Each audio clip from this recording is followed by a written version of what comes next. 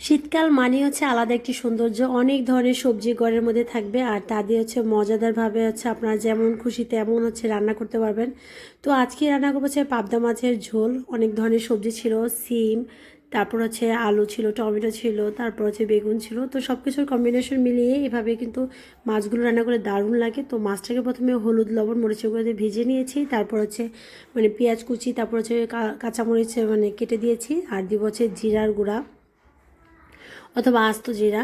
তো দেওয়ার পর হচ্ছে এটাকে ভালো করে একটু ভেজে দিব, আর সাথে দিয়ে দেবো হচ্ছে লবণ। অতিরিক্ত মানে মশলা এই তরকারিটাতে কেমন জানি লাগে আমার কাছে, তো এই জন্য আমি একটু অল্প মশলাই দিই। তো দিয়েছি হলুদের গুঁড়া, ধনিয়ার গুঁড়া, আর অল্প একটু মরিচের গুঁড়া দিয়েছি। তো দেওয়ার পর একটু ভালো করে কষি, আর সেই সাথে দিয়ে দিব হচ্ছে এখন যে কেটে রাখা মানে সবজিগুলো ছিল সেগুলো। এই জন্যই আসলে শীতকালকে সবাই অনেক বেশি পছন্দ করে। অনেক অনেক সবজি আপনার মানে কাছে পাওয়া যাবে। আর যারা দেশের বাইরে থাকে তারা তো এগুলো মিস করে। তো হচ্ছে আমরা দেশের মধ্যে যারা থাকি তারা তো শীতকালের এই জিনিসটা উপভোগ করতে আলহামদুলিল্লাহ।